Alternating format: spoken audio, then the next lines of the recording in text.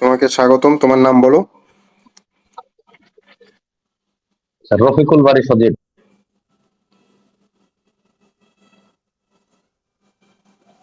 রফিকুল বাড়ি cadre choice বলেন।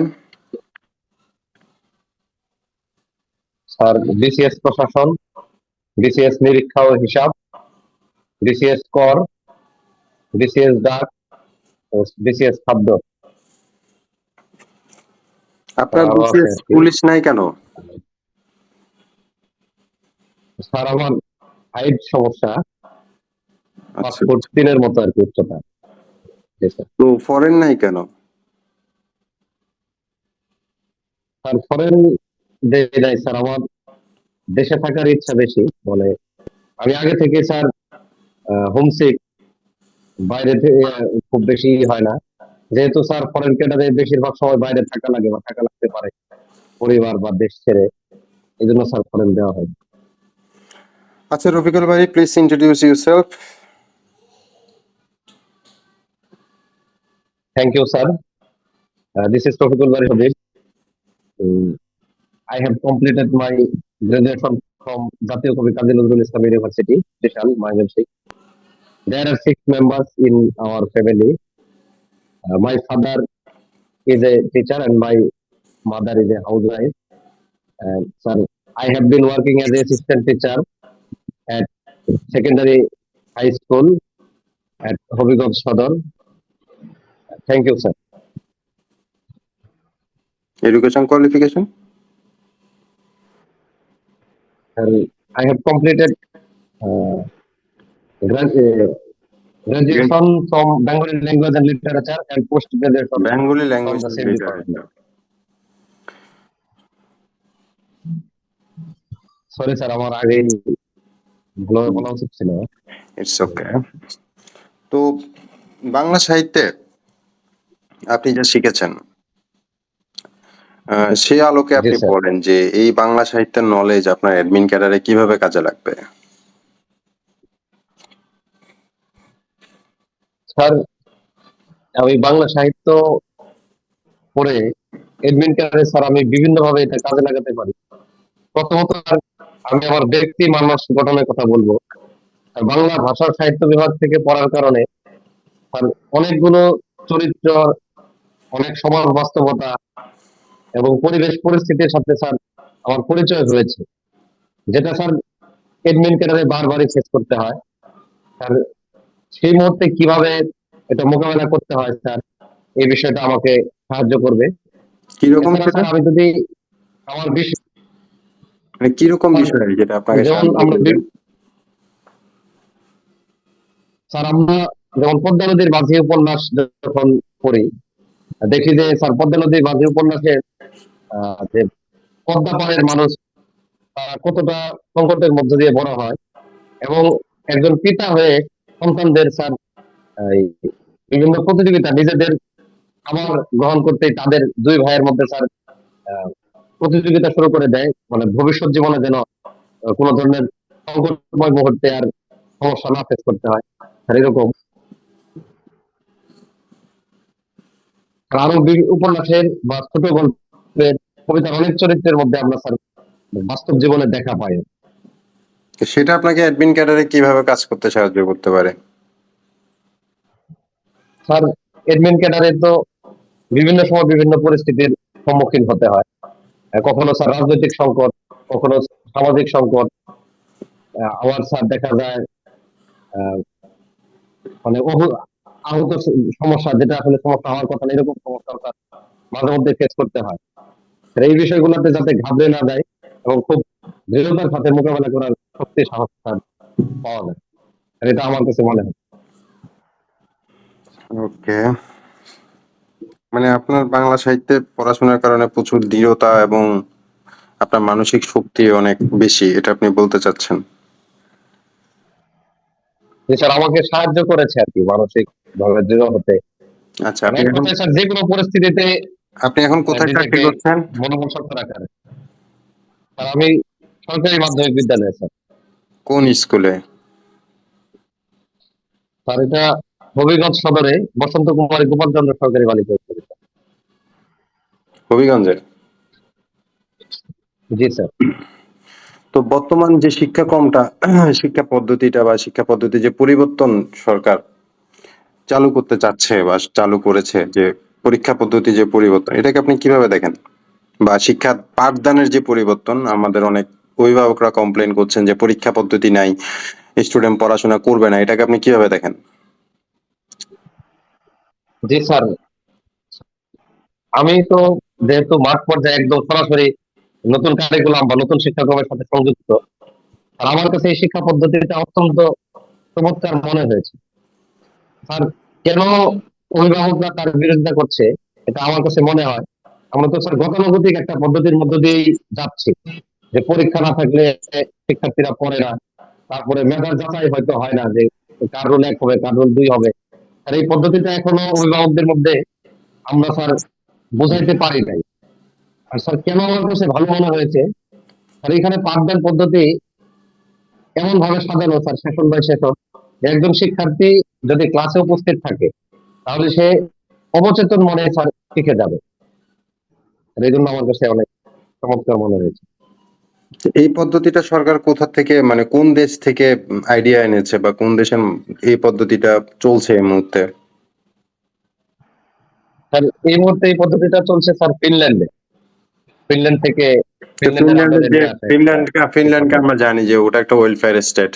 ফিনল্যান্ডের যে সামাজিক অবস্থা, যে জনসংখ্যা কাঠামো, যে শিক্ষার মান, যে হচ্ছে গিয়ে আপনার স্বাস্থ্যের মান, যে বেতন কাঠামো, সেটার সাথে কি বাংলাদেশের সামাজিক অবস্থা কিংবা ধরেন আবহাওয়া, কোনোটারই তো মিল নাই।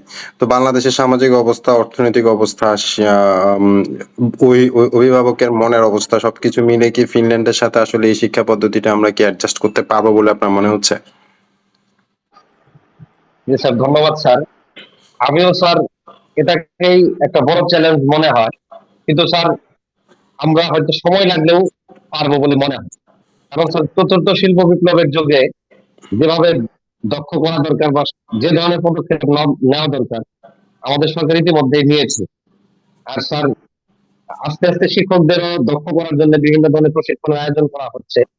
আমরা যদি দক্ষ হই এবং শিক্ষার্থীদের মধ্যে ঢুকিয়ে দিতে পারি, আর কিছুদিন গেলে হয়তো 4-5 বছর গেলে অভিভাবকরা তখন বুঝতে পারবে আসলে পরীক্ষা পদ্ধতি ছাড়াও একজন শিশু শিখতে পারে, তখন স্যার কি হবে, যদিও কিছুটা চ্যালেঞ্জের সম্মুখীন হতে হবে বলে মনে হয়। যে বিষয়টা, আরেকটা স্যার বিষয় যদি অনুমতি দেন বলি, স্যার, ফিনল্যান্ডের এই শিক্ষাক্রমে বলা আছে একজন শিক্ষকের বিপরীতে 20 জন শিক্ষার্থী থাকবে।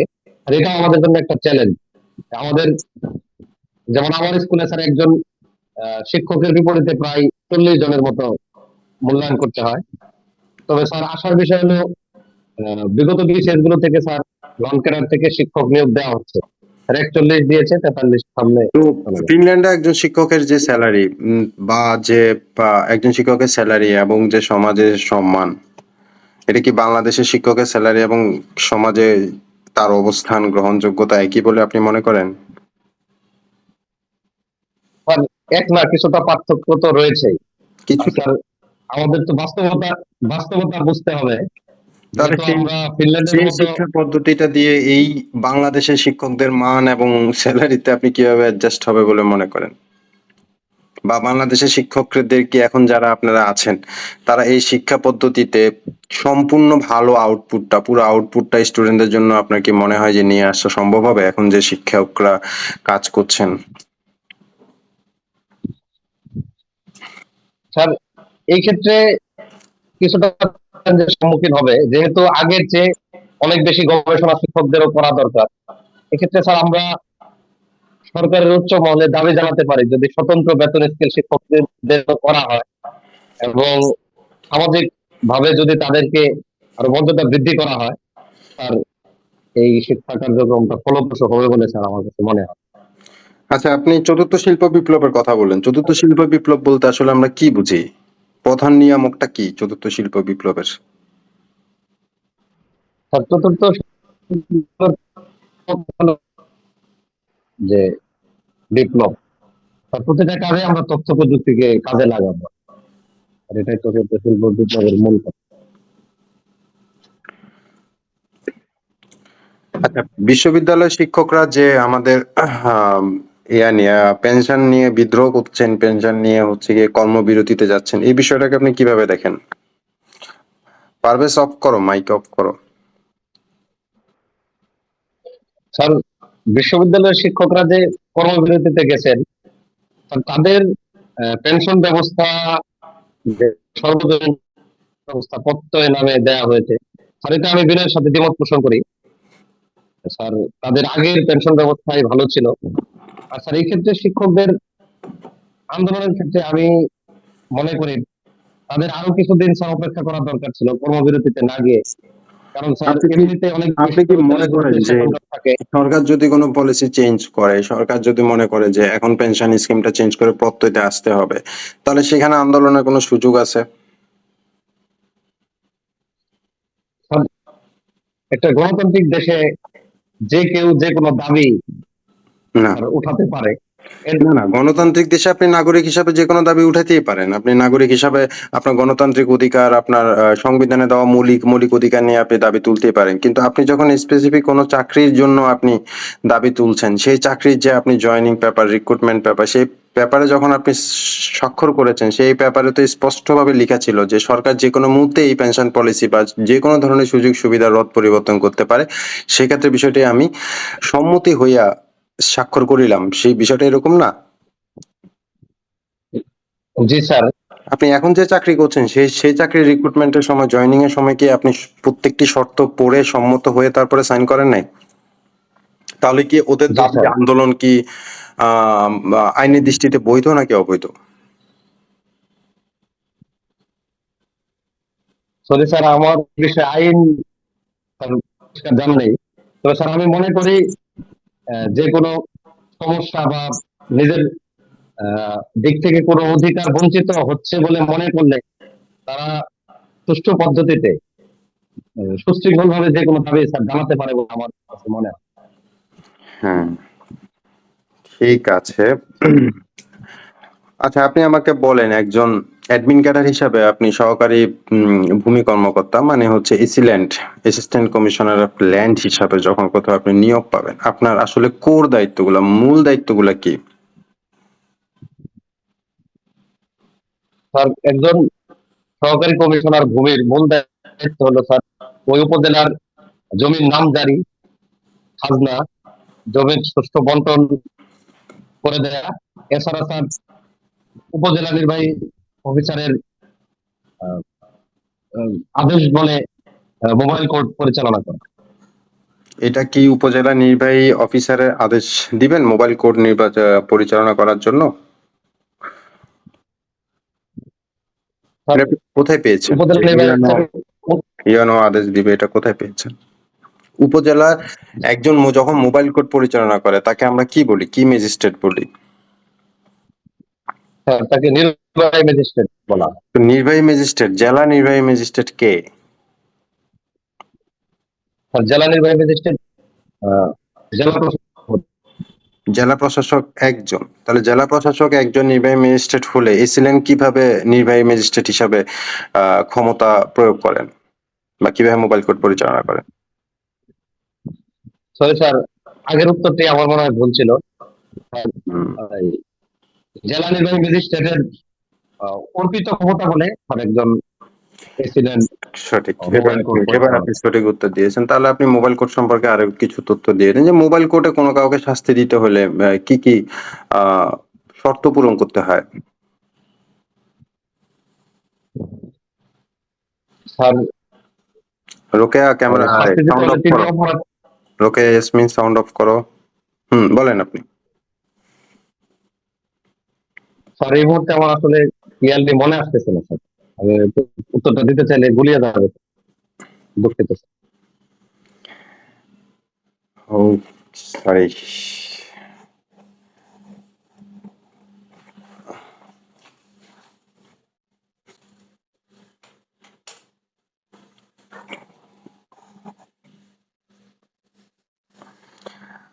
আচ্ছা, আমরা অনেকক্ষণ ভাইবা দিয়ে ফেলেছি। আপনি আমাকে বলেন যে আপনাকে যদি অ্যাডমিন ক্যাডার নিয়োগ করা হয়, আপনি আসলে কি পরিবর্তন আনতে পারবেন? স্যার আমাকে যদি অ্যাডমিন ক্যাডার হিসেবে নিয়োগ দেওয়া হয়, স্যার আমি হয়তো একটা দেশের বা জাতির সামগ্রিক পরিবর্তন আনতে পারবো না। আর আমার যতটুকু ক্ষমতা থাকবে আমার রেঞ্জে, স্যার আমি ওইটুক রেঞ্জের মধ্যে সর্বোচ্চ পরিবর্তন আনার চেষ্টা করবো স্যার। কি স্যার আমি পরিবর্তন? বিশেষ করে আমি স্যার আমি একজন শিক্ষক হিসেবে আমি ওই উপজেলার শিক্ষা ব্যবস্থার একটা পরিবর্তন আনার চেষ্টা করবো স্যার। কিভাবে আনবেন? আর আমরা বর্তমানে দেখি যে কিশোর গ্যাংয়ের এটা স্যার সামাজিক ব্যাধিটা অনেক বেড়ে গেছে। আর এই ক্ষেত্রে আগেই চিহ্নিত করবো যে ওই এলাকার আর্থসামাজিক অবস্থা কেমন, কেন কিশোররা স্কুলে না গিয়ে এই কিশোর গ্যাংয়ের সাথে জড়িত হচ্ছে। আর এই সমস্ত সমস্যাগুলো চিহ্নিত করে বিভিন্ন ধরনের সচেতনতামূলক সেমিনারের আয়োজন করব, এবং স্যার প্রতিষ্ঠানগুলোতে উপস্থিতির তদারকি বাড়াবো, এবং আর কিশোর গ্যাংয়ের সাথে যারা জড়িত এবং তাদের যদি কোনো পৃষ্ঠপোষক থাকে তাদেরকে স্যার শাস্তির আওতায় নিয়ে আসবো। আর এতে করে দৃষ্টান্তমূলক শাস্তির ব্যবস্থা করলে তার পরবর্তীতে যারা আছে তারা শিক্ষা আপনি গ্রহণ করবে। আপনি কিভাবে শাস্তির আওতায় আনবেন? আপনি কি পুলিশ যে আপনি ওদেরকে শাস্তি দিবেন, নাকি আপনি জাজ যে আপনি ওদেরকে শাস্তি দিবেন? আর আমি আহ, তাদের শাস্তি দেওয়ার ব্যবস্থা করব, যেখানে অপরাধ সংঘটিত হবে তাদেরকে আহ, পুলিশের মাধ্যমে ধরে মানে আইনের হাতে উঠিয়ে দেবো স্যার, দিয়ে তাদের শাস্তির ব্যবস্থা করার চেষ্টা করব। আচ্ছা, বঙ্গবন্ধু শেখ মুজিবুর রহমান যখন পাকিস্তানের কারাগার থেকে মুক্ত হলেন, মুক্ত হয়ে তিনি বাংলাদেশে আসার আগে কোথায় কোথায় গিয়েছিলেন?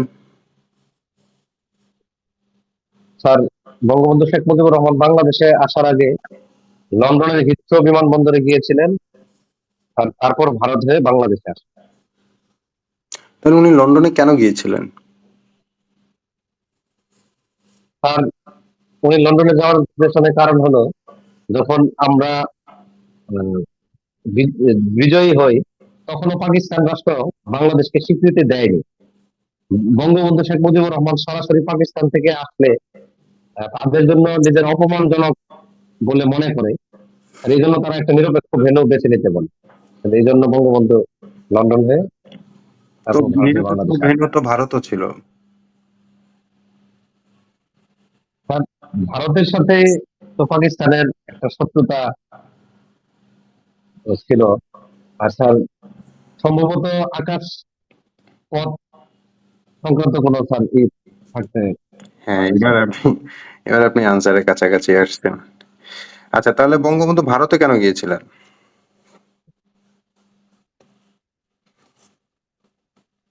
স্যার বঙ্গবন্ধু স্যার এটা আমার অনুমান থেকে বলতে হবে, আমি আসলে না, না, অনুমান করার কোনো যদি দরকার নেই। অনুমতি দেন। না, না, অনুমান ব্যাপারটা সরি স্যার। অনুমান করার কোনো দরকার নেই। তো ঠিক আছে, রাখি। Sorry sir. রফিকুল বাড়ি, থ্যাংক ইউ। হ্যাঁ, এখন টাইম হচ্ছে গিয়ে বাকিদের। জি স্যার। কেউ একজন বলো তোমাদের কেমন লেগেছে ভাইবা?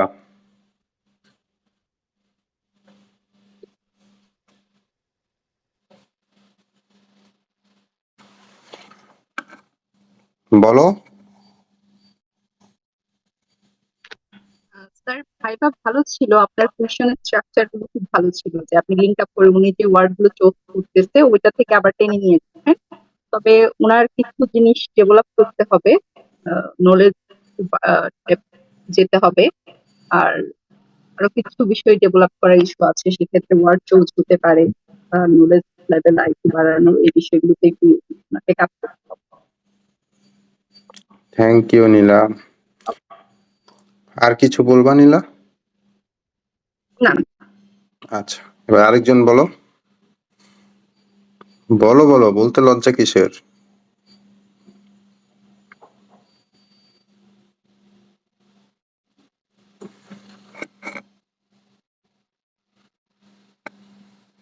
বলো, শুভ, বলো, শুভ। কি যেন ওর নাম?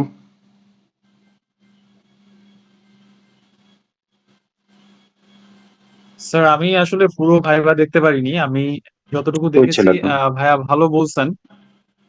কিন্তু আমার মনে হয় হচ্ছে আর ইমপ্রুভ করার হচ্ছে, আর মানে আমি আমি আমার নিজেরও আসলে অনেক ইমপ্রুভ দরকার। আমার মনে হয় যে ভাই আপনারও হচ্ছে ইমপ্রুভ করার অনেক জায়গা আছে, তো সেগুলোতে একটু ফোকাস করতে হবে। আচ্ছা, রফিকুল বাড়ি, তুমি ইয়াতে আসো, ভিডিও অন করো, আমি তোমাকে বুঝাই বলি আসলে।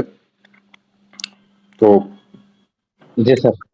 তুমি যেটা আসলে ভাইবা দিয়েছো, ইটস নট ব্যাড ভাইবা, আমি বলবো ইটস অ্যাভারেজ ভাইবা। সাধারণত বেশিরভাগ প্রার্থী যে ভাইবাটা দেয় সেখান থেকে তুমি একটু বেশি ভালোই ভাইবা দিয়েছো, সেটার কারণ তুমি একটা চাকরি করো, তোমার হচ্ছে সেই ম্যাচুরিটিটা আছে। হ্যাঁ, তো আমি তোমাকে একটা একটা কোয়েশ্চেন ধরে বলছি। যে প্রথম যে কোয়েশ্চেনটা, ফরেন ক্যাডার কেন দিব না, তুমি বলছো স্যার আমি হোমসিক, আমি ফরেন ক্যাডার দিব না। ঠিক আছে, তো আমি একটু দ্রুত শেষ করব, আমার আমার মোবাইলে মাত্র 5% চার্জ আছে। তো এই আনসারটা হচ্ছে এভাবে না দিয়ে, এই আনসারটা তুমি দিবা যে স্যার ফরেন ক্যাডার ভালো স্যার, কিন্তু ওই কাজের প্রকৃতি স্যার আমার ভালো লাগে না, দেশে থাকবো স্যার, দেশের ছেলে, দেশের মানুষের সাথে মিশবো স্যার। ঠিক আছে, তো এভাবে স্যার মানে ফরেন একটু অ্যাভয়েড করতে চাচ্ছিলাম আর কি। ইন্ট্রোতে ফাদারের প্রফেশন বলো নাই, যেটা বলতে হবে। বাংলা টু অ্যাডমিনের সম্পর্কটা একদমই হয় নাই, আরো অনেক কাজ আছে। তুমি সাহিত্যে অনেক কাজ করতে পারবা ফিল্ডে গেলে, যদি অ্যাডমিন ক্যাডার হিসাবে। হ্যাঁ, বাংলা সাহিত্যের পার্টই তো সবকিছু। বাংলা সাহিত্যের পার্ট হচ্ছে তোমার জাদুঘর, বাংলা সাহিত্যের পার্ট তোমার হচ্ছে লোকগীতি, লোকশিল্প, সবগুলো বাংলা সাহিত্যেরই কিন্তু পার্ট, তোমরা পড়েছো না? তো ওইগুলাতে কিন্তু জি তুমি কাজ করতে জি স্যার। পারবা, ওই জিনিসগুলো সংরক্ষণ, প্রিজার্ভেশনে কিন্তু তুমি কাজ করতে পারবা। হ্যাঁ, তারপরে পরীক্ষা পদ্ধতি নিয়ে তুমি ভালো বলেছো, খুব ভালো বলেছো, আমি স্যাটিসফাইড। আর একটু সংক্ষেপে কথাগুলো বলবা আর কি। চতুর্থ শিল্প বিপ্লব বলেছো, তথ্য প্রযুক্তি, কিন্তু এআই এর কথা বলো না, এআই মাস্ট বলতে হবে আর কি। পেনশনে বিশ্ববিদ্যালয়ের শিক্ষক, তুমি বুঝতে পেরেছো যে তুমি এটা ভুল ভুল করেছো। ওদের আন্দোলন ঠিক আছে, দাবি ঠিক আছে, আন্দোলন, দাবি, স্মারকপত্র সবই ঠিক আছে, বাট কর্মবিরতি ঠিক নেই। কর্মবিরতি হচ্ছে তাদের স্পিরিটের এগেনস্টে কর্মবিরতি করাটা ঠিক হচ্ছে না। ঠিক আছে, এভাবে বলবা যে স্যার উনারা উনাদের দাবি জানাইতেই পারেন, উনাদের দাবি সরকারের কাছে পৌঁছাইতে পারেন, সভা সেমিনার করতে পারেন। হ্যাঁ, দাবি পৌঁছাইতে পারেন, বিভিন্ন উপায় আছে, কিন্তু কর্মবিরতি করে ছাত্রদের স্বার্থহানি করাটা ঠিক না। তারপরে হচ্ছে মোবাইল কোর্ট, তুমি বুঝতে পারছো তুমি ভুল করেছো। শর্তগুলা হচ্ছে অপরাধীর অপরাধ বিচারকের সামনে হইতে হবে, এবং অপরাধী অপরাধ স্বীকার করতে হবে। যদি অপরাধী অপরাধ স্বীকার না করে তাহলে সাক্ষীর মাধ্যমে অপরাধ প্রমাণিত হইতে হবে। হ্যাঁ, কিন্তু অপরাধ বিচারকের সামনেই সংগঠিত হইতে হবে, এই দুইটা হচ্ছে মেইন শর্ত। অ্যাডমিন ক্যাডারে নিয়োগ করলে কি পরিবর্তন করবে, এটা তুমি ভুল বলেছো। যে কিশোর গ্যাং তোমার কাজ না ভাই, অনেক কাজ আছে অ্যাডমিন ক্যাডারে, আগের ভাইভাতে বলেছি। এটা আমি সবাইকে প্রশ্ন করি, কারণ এই প্রশ্নটা যদি করে, এটা হচ্ছে লাকি কোয়েশ্চেন, এটার আনসার ঠিক মতো দিতে হবে। ঠিক আছে, তাহলে হচ্ছে গিয়ে তোমার ভালো হবে। আমি বলতেছি যে যে কোনো একজন অ্যাডমিন ক্যাডারের সাথে কথা বলে এই আনসারটা রেডি করো। আর হচ্ছে মুক্তিযুদ্ধ বিষয়ক, বঙ্গবন্ধু কেন লন্ডন, ভারত, এগুলো আসলে বিস্তর আলোচনা করতে হবে। আমি আনসারটা দিয়ে দিব, মোবাইলে চার্জ কম, এই জন্য এখন আমি ফিনিশ করতে চাচ্ছি, কারেন্টও চলে গেছে। হ্যাঁ, তো তোমার ভাইবা ভালো হয়েছে, আরো ভালো হবে। তোমার ভাইবা কবে? স্যার এখনো ডেট পড়েনি আমার, ডেট স্যার পড়েন, ফোর্থ তুমি ক্যাডারে ভাইবা। এখন থেকে ঠিক 1 মাস পরে বা 15-20 দিন পরে তুমি আমাদের এখানে সেকেন্ড ভাইবাটা দেওয়ার জন্য ট্রাই করবা। এর মাঝে তুমি এই কনফিউশন গুলো ক্লিয়ার করে ফেলবা। আর একটু স্মার্ট হইতে হবে, যেটা হচ্ছে কথা, আর একটু বোল্ড কথা বলতে হবে, আর একটু মানে স্মার্টলি কথা, যেটা নীলা বলছিল যে আর একটু তোমাকে বোল্ডলি কথা বলতে হবে। ঠিক আছে, তুমি যেটা কথা বলতেছো ঠিক আছে, বাট আরেকটু বোল্ডলি কথা বলতে হবে, আরেকটু স্পেসিফিক হইতে হবে, আনসার গুলো আরো শর্ট হইতে হবে, শব্দ চয়ন গুলো আরো সুন্দর হইতে হবে। তাহলে তোমার কিন্তু ভাইবা ভালো হওয়ার সম্ভাবনা আছে। ঠিক আছে, তো এরপরে যে ভাইবা সিরিয়াল ছিল, আমি কালকে ওর ভাইবা নিব। তোমরা কালকে অ্যাক্টিভ থেকো, আর বাকি যারা ভাইবা দাও নাই তারা জানায়ও, ভাইবা দিও। তো ঠিক আছে, তোমাদেরকে থ্যাংক ইউ আজকের মতো। যান্ত্রিক ত্রুটির কারণে, কি যেন আগে বিটিভিতে দিত না, যান্ত্রিক ত্রুটির কারণে আমরা এই মুহূর্তে আমাদের ভাইবা শেষ করতে বাধ্য হচ্ছি। থ্যাংক ইউ, দেখা হবে কালকে। ওকে।